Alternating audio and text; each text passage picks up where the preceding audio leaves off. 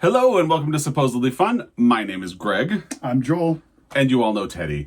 We are here to wrap up the month of reading that was May. How was your May?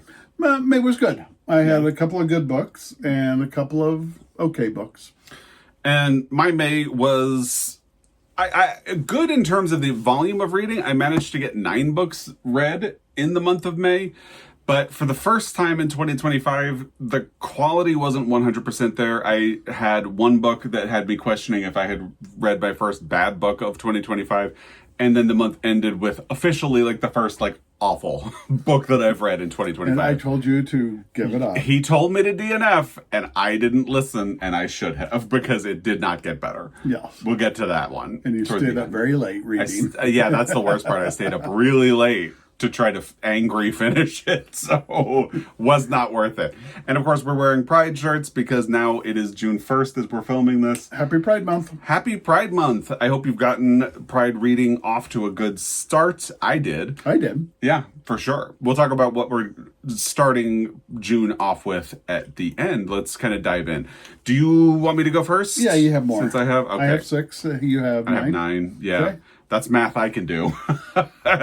So the first book I finished in the month of May was Big Chief by John Hickey. This had been, it's very hot in this room. I think Teddy would like to go. Yeah. So the body heat is not working for him. He's very tired. We went for a big hike. So. Yes, we did. He got to go in a river again today. So Big Chief by John Hickey. This is a book about politics, specifically tribal politics, and an election that is running off the rails. The protagonist is sort of the deputy president of the tribe, and he is actually the one who does a lot of the work to keep the reservation functioning, but he doesn't have, what do the kids call it, the riz? The riz? The riz. He's not charismatic.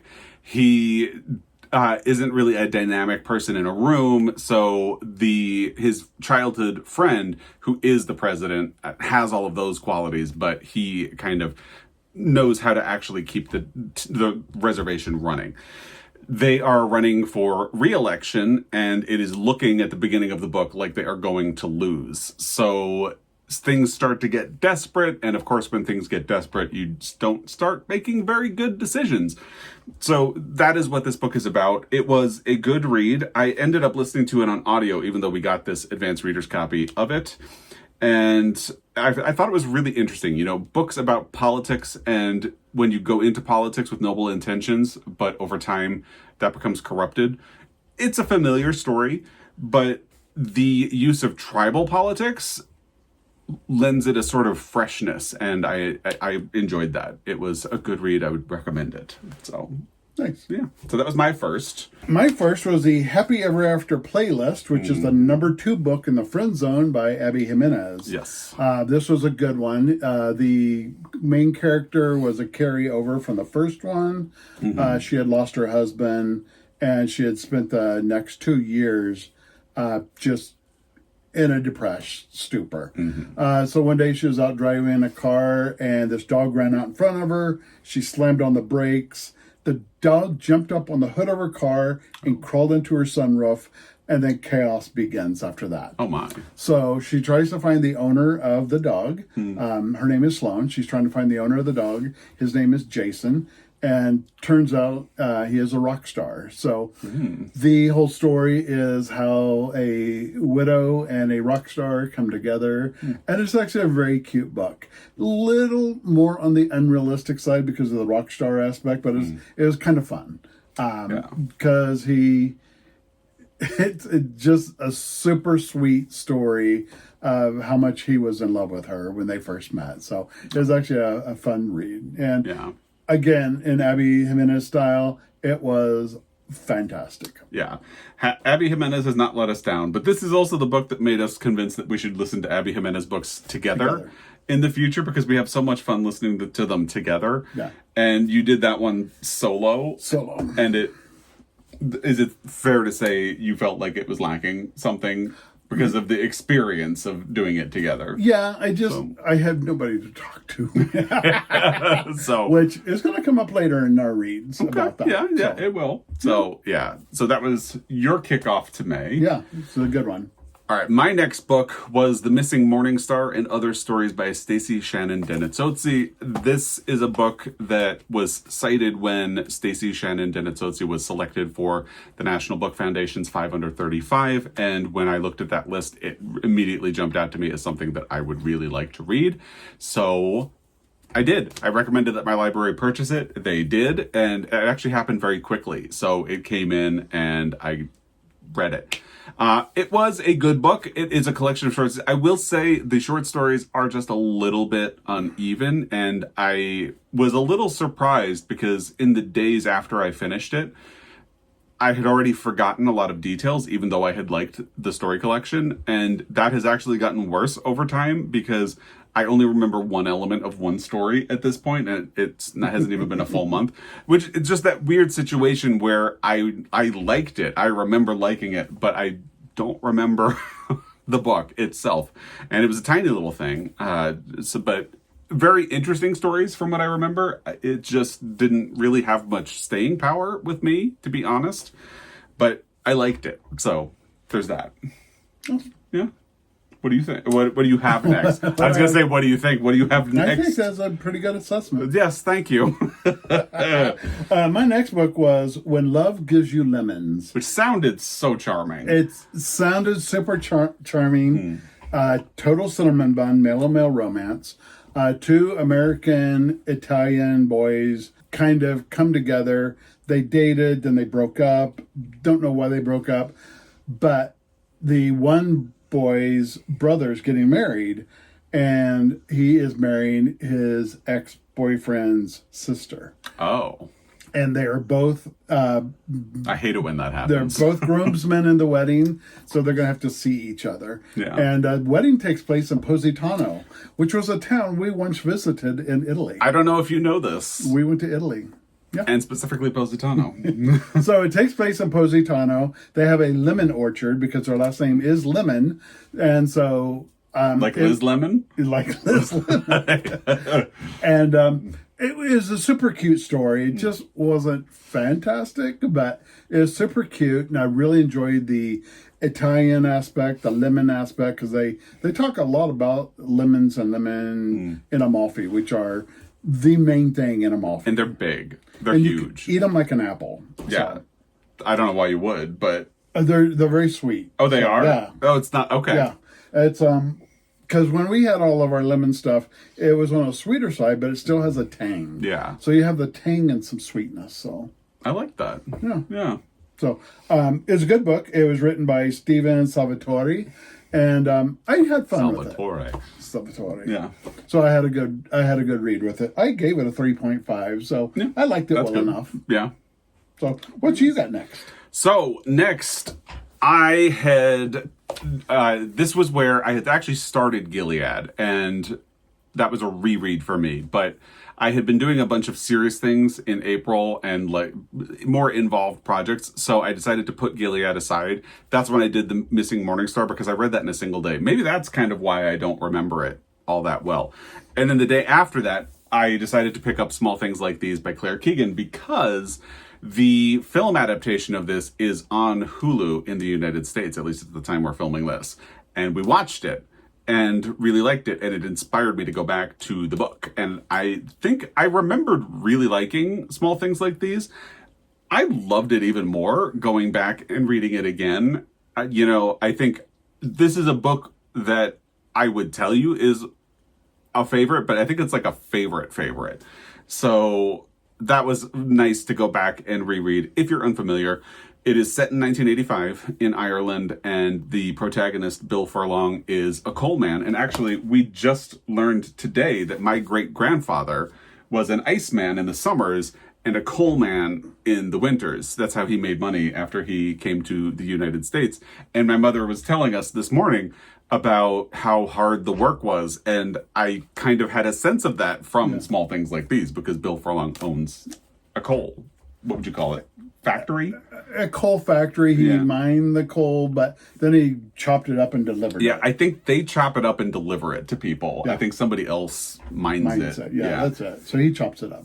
But it's right before Christmas, and that is their busiest time of year. So usually he does the deliveries in that season to let his men kind of focus on getting everything ready, and he will take on the task of delivering everything. He makes a delivery at the local convent and discovers something that challenges his perceptions about the town a little bit, and he wants to do what's right.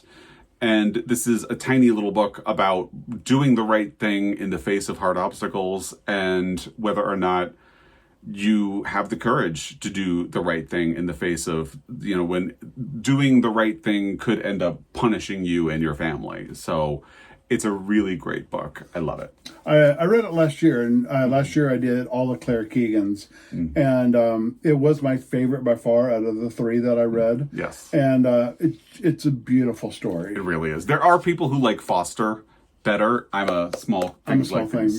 Foster was really good too. It was. And we still need to watch that movie too. Oh, is there a movie? It's on Hulu, but it's in Irish, so it will be subtitled. That's but okay. I am fascinated. I'm actually reading a book right now that has Irish phrases, and I have been having fun Googling them to find out what they mean. So, yeah. Yeah. Great book. I love the book. The movie's very good too. Cillian Murphy is great. He's wonderful. In the movie adaptation as well. It's a moving story. It is. Yeah. So that was my next one. What do you have? My next one was fun. It was My Friends by Frederick Bachman. Frederick Bachman does Man Called Uwe, Anxious People. I've read a lot of his. You liked the Beartown trilogy. Oh, in the Beartown trilogy, Yeah. true. And somebody actually had just asked if Joel had read this book, and I was like, hold on. Hold on. Yes, I have. Yeah. And I really liked it. It was different. It was... I'm trying to think how to explain it without really kind of spoiling it. Basically, the first chapter starts off, this girl has lost her best friend who died, and she's an artist, a street artist, and is really good and was tagging something in an alley and meets who she perceives to be a homeless man. And she carries around this picture of this beach with these kids on it that meant so much to her. It's just something she really believed in and how beautiful this was. And as she's in the alley and shows this homeless man this picture, somebody comes out of the gallery and chases him off. The connection between these two is the rest of the story. It's not them together, but it's the rest of the story. It's such a beautiful story of friendship and believing in yourself, believing in others. It was a very different story, and I absolutely loved it. So, highly recommend it. And if you follow along, stories about exactly what you described are kind of our... They get us. We were suckers for them. Yeah, just believing in others. It's almost a chosen family kind of thing. Which we love. And so you have a present storyline and a past storyline, and they come together beautifully. And I love Frederick Bachman. You do. He is a really great writer, and I just love what he does. So, Yeah. I do recommend this. Please read it and let me know what you think. Yeah. I have only read A Man Called Uwe at this point, and saw the American film adaptation with Tom Hanks where they changed his name to Otto, which was good. And I feel like I should read more. So would you say I should do Beartown, Anxious People, or My Friends? Well, Anxious People may be a good one because they are remaking the movie. Okay. I made you watch the old movie of Anxious You didn't People. make me, but okay. Which is very serious and absolutely horrible. Yeah. They're remaking it, and I think it's going to be more along the book. The book is hysterical. Yeah. And I remembered that when we watched the movie, you were like, this is going to be so good. The book is so funny. And we were watching the movie, and I was like, this is funny. It did not capture the humor at all. It was depressing. It was. But he writes really great, crazy characters, but they're still real. Yeah. I mean, all these people he writes are a lot, but they could be real people. And so the book, My Friends, has some crazy people, but they're real people. So Hey, I love real it. people can be crazy too, so it works. What do you have? My next one, let me make sure I'm not going to skip anything, is The Correspondence by Virginia Evans. I got it from the library, so I don't have it anymore. I had really struggled with whether or not I should listen to it on audio or whether or not I should read the book, because I got the library hold, but I had access to the audio. And I conferred with Kurt Anderson and I think someone else who had read the book and listened to the audio, and basically they said audio was the way to go. It is a fantastic audio production because this is an epistolary novel, and the letters that tell the story come from different people, obviously, and they have different people to voice the different parts. So it really creates that full cast of characters and adds something to the book. I will say though that there are stylistic things in some of the letters, specifically one. So the protagonist loves writing letters. She's one of those people who, when you first meet her, seems like grumpy and unlikable. I think I was able to go along with it really well because I could kind of tell pretty quickly, like, yeah, she's one of those actually nice people who seems really grumpy. And when you get to know her, she's actually very cool. And that is actually the case. So she loves sending letters because she thinks it really means something to get personal communication written out by hand. And, we do love to send greeting cards to people, and people will often tell us it's so nice to actually receive a card from people. It feels personal to her, and you get to know all of her different relationships. I was into it early on. I can see how someone would be like, where is this going? In the first few 100 pages, maybe. But it really all builds to this great portrait of her life and the people in her life and the complexities of who she is and how that interacts with her family and other people. And you get to know, I was totally into it, but by the middle of the book, I did say to Joel, like, there are all of these storylines and I have no idea where all of this is going or how it's going to land. And it lands. It really does. I enjoyed this book a lot. Yeah, I really enjoyed it. And it has a lot of resonant moments about sometimes she'll make a mistake. She's rude to someone in a customer service email. And when he kind of sternly corrects her, they end up corresponding through email and forming this really great friendship. And it's very sweet. And so I really enjoyed the book. So anyway, I think I got sidetracked. So one of the letters is, you don't know who she's sending them to, but she's not actually mailing them because all of them say unsent. So there are also unsent letters that she's keeping to herself. You don't know who she's writing them to in the beginning. And there's a stylistic thing in those. And you wouldn't know that if you were listening to the audio, because the audio kind of smoothly pronounces them, but there are actually cross-outs, like sections where she'll start saying something and cross it out. And it actually made me really appreciate, because I flipped through the library book before I returned it and I saw that. And it really made me appreciate how the narrator for her does those parts, because she makes it sound like she's saying something and second guessing it and then going back and saying it again. And it really works very well. So I really liked The Correspondent by Virginia Evans, and I would absolutely recommend it. Audio, print, you can't go wrong either way. What do you have next? My next one is kind of funny. I saw it and it's like, oh, I want to read this. And I told Greg about it, and then a couple of days later, he goes, oh, I got a book in the mail. It's The Doorman. He's like, that's the one I want to read. Yeah. So I got to read The Doorman. Yeah. It was just okay. Chris, it had such a fun beginning. Yeah. With the story of, like, me getting the book, holding it up, and you being like, oh my God. I know that book. I know that book. It's a story about a doorman. It is. Basically, the premise is he's a doorman, but there's going to be a riot. And as a doorman, you cannot carry a gun to work. And this particular night, he carries a gun. So the protest is a MAGA protest. And I was like, do I really want to read this? But it kind of comes and goes. But then a black man is shot. And I thought that was going to be a basic, but it comes and goes. And so the storyline makes this big turn, and the doorman gets involved, and his gun gets involved. And it's a good story. I liked it. It was, just fine. But the ending, was a little sweet too. So it was just okay, but it had some sweet elements. Okay. So Yeah. that's pretty vague. But And there you have the doorman. yeah, the doorman. Well, I feel like that's the type of book that you can't really talk about too much without starting to get into spoilers. Because if I tell you what happens, that's the whole point of the book. Yeah. So basically, all you need to know: he goes to work with a gun. A race riot breaks out, and there are a lot of complicated people living in the building. So it's just chaos ensues. And the chapters are apartment 11 BC and apartment 2A. And it's like, what do these people have anything to do with it? But it all ties up in the end. And it's convoluted, it's twisted, it's crazy, it's a little whodunit. So if you like this kind of books, it's a entertaining read. Yeah. So there you go. If you're looking for a summer read. Is this, that's next? Actually, this one's next. Okay. So, my next book was Captains Courageous by Rudyard Kipling. I watched the film adaptation either at the end of April or the beginning of May. I don't remember. But I ended up really liking it. I didn't go in with very high expectations.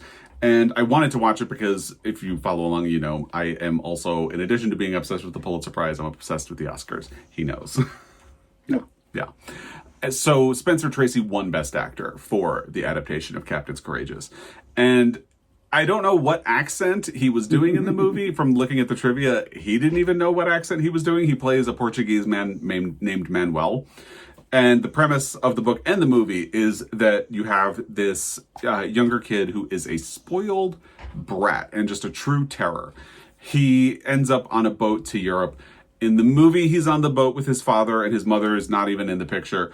In the book, both of his parents are around, but he's on the boat with his mother. Regardless, he falls off of the ship and ends up in the water, where Manuel finds him and brings him back to their shipping vessel. And because they're out for the season, they can't get him to another boat. They can't turn around and take him back to shore. So they have this spoiled brat on the boat who doesn't want to work. And he ends up, over the course of this fishing season, learning what it is to work an honest day and what it is to be an honorable man who respects your coworkers and cohabitates with them. And he learns a lot of valuable life lessons. I struggle a little bit. This is the book that made me question, did I read my first bad book of 2025? Because I didn't enjoy it. I don't think that it's a bad book, and it's so tiny. But I didn't enjoy it. And the part of the question is, did I not enjoy it that much because I expected the movie? And this is really not the movie. Manuel is barely in the book. And he's so much a part of the movie that Spencer Tracy won Best Actor. But also, I think I wouldn't have enjoyed it all that much even without the movie, because a lot of the prose in this book is very detailed descriptions of what they do on the boat. And the protagonist, I'm forgetting his name, Harvey Chain, learning how to do things on the boat and just really getting into almost tedious detail about all of the steps in the process. And then the fishermen come back and the next things they do. And it just felt like too much detail. But if you want to know what life aboard a shipping vessel was like, you can read Moby Dick or you can read this tiny little thing. And I know different purposes out in the ocean, but still. It's not that it's a bad book. I didn't enjoy it though. And I don't, So that was the experience with this one. It did read in a couple of days. Yeah, you did. For a book as short as this, I probably could have powered through a lot faster if I hadn't found stretches of it tedious. Yeah. Again, being honest. But yeah, there you go. That's Captains Courageous by Rudyard Kipling. Nice. What do you have? Is it time? It's time. We both read the same book in the same month. And we actually, at the same time, Yes. You did the print, I did the audio, and we actually stayed side by side to do The Stand-In Dad by Alex Summers. Yes. This is a very interesting. Greg and I like a lot of the same thing. I did the audio, he did the book, and I think he got more out of it than I did. Yeah. Which is surprising. It surprised me. Yeah. The narrator was not what I would have expected, and she sounded a lot like a character off 30 Rock and it just put me in the wrong headspace to appreciate her. But it's a great book. Well, I would also say it seems like an odd choice because the chapters alternate between these two characters on the cover. So it seems like an odd choice to only have one audiobook narrator and not have somebody to voice him as well. Yeah, and I think that threw me too, because she's very English, soft-spoken, meek, and he's not. But when she does his voice, it's just like I wasn't buying it. So. Yeah. But let's talk about the book. So the book is about David and Meg, these two people right here. And David owns the flower shop that you see behind them. One day, he looks out the window and sees Meg crying on the bench outside the store. He goes out to talk to her, and it turns out she was supposed to meet her parents there to plan the flowers for her wedding. She is marrying her girlfriend, partner, Hannah, and her parents have struggled to accept her as a lesbian. So they, on the day of the appointment, like just as she's standing outside the store, they text her to say they're not coming. And it's a vague message, but the implication is they're not going to participate in anything to do with the wedding, which kind of bears out to be true. So David, who was rejected by his family when he came out, steps in and says, he comforts her and says, listen, if you need somebody to help you plan, because her partner is going to be traveling for a large part of the lead up to the wedding because of her job. So he says, if you need somebody, I'm happy to go with you. I can help you. And he knows like someone who makes cakes and a lot of people in the town. So he offers to go with her on all of these appointments and sort of stand in as that parental figure for her. And it kind of goes from there. And over the course, they form a good friendship, obviously. And he doesn't want the same thing that happened to her to happened to him to happen to her. And he sort of deals with his own emotional baggage about what happened to him. She deals with her emotional baggage, trying to figure out where she stands with her parents, and all in a countdown to the wedding day. That good summary? Yeah. It's also a really great pride read because there's a lot of pride and chosen family that goes in to building it. David, who has the flower shop, is also building a pride business network. Yeah. And so that's cool that way. After we read it, I saw something on Instagram and I did look into it, and it's a real life charity foundation of people who will help other people do weddings and be a stand-in dad and help other people go through it. So it's a great book. After this afternoon, I was thinking about it and remembered there was a woman in the United States who like put her phone number out there saying like, if you are someone in the queer community and your family won't be with you, I will come be your mom for the wedding. And just like lovely thing to do. So don't get me wrong. The audio just didn't work, but I loved the book. I thought it was really good. And towards the end, it also has a very complicated family dynamic, which you like. I love. And it was infuriating in parts, but it turned out to be a really great read. Infuriating in terms of what the family does. Yeah. Yeah. So it's a lot of emotions in the book. It is. Actually, I think I got a little teary-eyed in a couple of parts, but it is a good book. I sure did. I really enjoyed this a lot, and I would highly recommend it. As you said, it's a great pride read. Total pride read. If you need something a little more bit cinnamon bun, something about great communities, great people helping each other and coming together, it is just what you need. So, go for it. What was my next book was The Stand-In Dad. So look how perfect that is. We did it together. So the one I read after that, I did on audio, but I have a copy of the book. It's Once Upon a Tome, Misadventures of a Rare Bookseller by Oliver Darkshire. And the audio is actually great because Oliver Darkshire reads it, and he's got a great voice, and he's very witty, and has this sort of dry, cynical sense of humor, and frames things in a very interesting way. I don't know that I always necessarily believe. It feels like it's played up a little bit for the storytelling effect.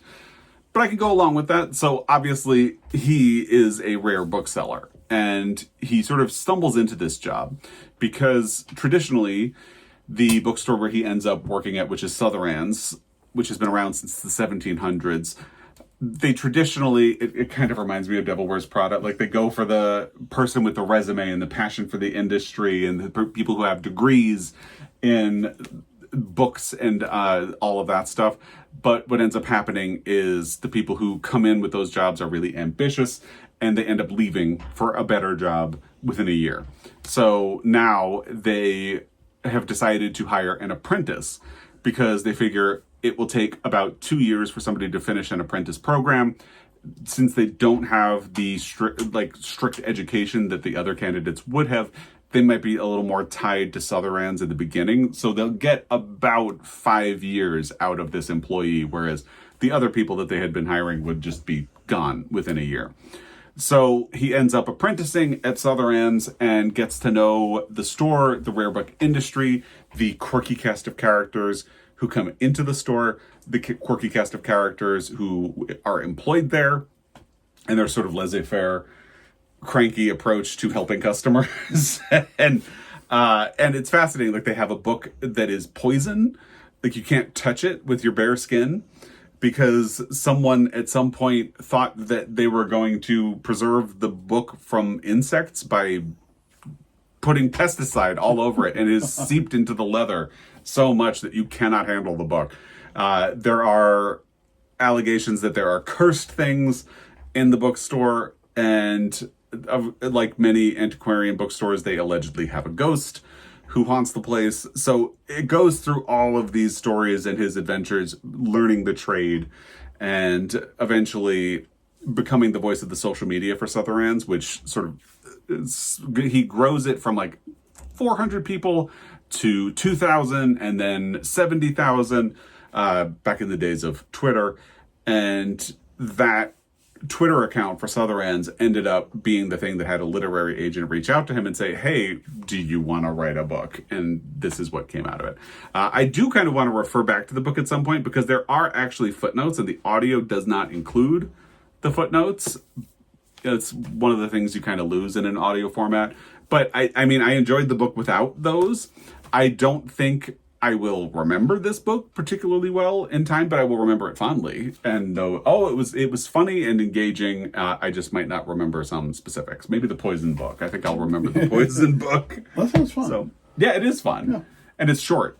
So there's that too. Yeah. Do you have any others? I have one more. My last book was, if you watched our Pride read, it was one of my Pride reads. Your Pile of Possibilities. My Pile of Possibilities. Mm-hmm. He's to Die For by Aaron Dunn. And it's about a police detective who is investigating a crime, and the prime suspect is a band member, and so he kind of gets to know him. The band member is cleared, and then one night something happened, and the cop had to take him, hide him from some trouble, and sparks fly between them. And then they start this quick little relationship, and then he becomes a suspect again. Uh-oh. It's very twisted. Don't you hate when that happens? Don't you? It's cute. It's fun. It's cinnamon bun. Just fun. Yeah. So sometimes you need something just fun. yeah, and I just needed something it was kind of a quick read for me. Yeah. So I just did it. And had fun. So Yeah. that was my read for May. What else do you have? Well, I have two more.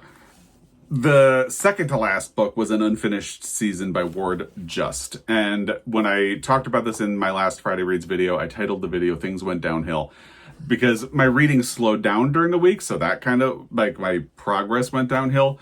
But also the quality of the book, I thought, went downhill. It started, like, the first 100 pages, I kept telling you, this book is good. Yeah, I'm into this. And then I kind of quietly stopped doing that as the book continued. Because the first 100 pages are about, you have the protagonist who is 19 years old. His father is facing a strike at the factory, paper manufacturer where he works in 1950. And that part kind of goes away quickly, but his father has this thing. He says, nobody wins a strike. And that is sort of the theme of the book. It's about the implications and the unseen implications of your actions. And it is a lot about class and politics in the United States. First 100 pages are fascinating and so well played and laid out, because you have the people on the North Shore of Chicago and how they treat and relate to Chicago and how they relate to people back east. And the second half really gets involved in a romance that I didn't really believe. And the more that romance takes over the plot, the less I enjoyed the book. I would still absolutely read more of Ward Just, because I think he's a fantastic writer. And I just wish that the book had stuck a little more with the first 100 pages and not been sort of derailed by the romance. I talk a lot. I talk for like 20 minutes about that book in my Friday read, so I'll link it down below. You can go there for a lot more about it. And then we have the big finale of May. Wow. For me, my big mistake. Murder by Cheesecake. A Golden Girls cozy mystery by Rachel Ekstrom Courage. Didn't this sound fun? It sounded fun. It sounded fun. It was not. I will open by saying, had this not been a library book, I would have dropped it on the floor. I don't think I would have thrown it, but I would have dropped it on the floor. I'm really glad you didn't throw it across the room, because it would have been 2 o'clock this morning while I was asleep. I finished the book at 2 o'clock in the morning. Yeah. So yeah, you would have been asleep. Teddy would have been like, what the? So yeah, it sounded like such a fun idea. But basically, this takes the classic characters from the TV show and puts them in the middle of a murder mystery. But not only a murder mystery, Rose is hosting a wedding with all the St. Olaf traditions, but in Miami. And it goes off the rails pretty quickly, and I wasn't enjoying it. I was about 100 pages in, and I kept complaining to Joel about it. And you said, you are not enjoying this book. Yeah, why waste your time when there's so many good books to read? And I said, but I haven't DNF'd anything in 2025. I should give it a try. And you said, who cares? Who cared was me. and how did that work out for you? Not well. I stayed up until 2 a.m. and I didn't like it. Let's just do it. Yeah. I let it fall right on its back so it's not damaged. And it's on carpet. Apologies. And it's on carpet. So it also sounded exhausting. It kind of was. Because, I mean, I love St. Olaf stories, but a whole book of it? No. Yeah. And he talked about how the characters spoke, which did not sound like any character I ever saw in Golden Girls. And that is one of the big things that is wrong with this book.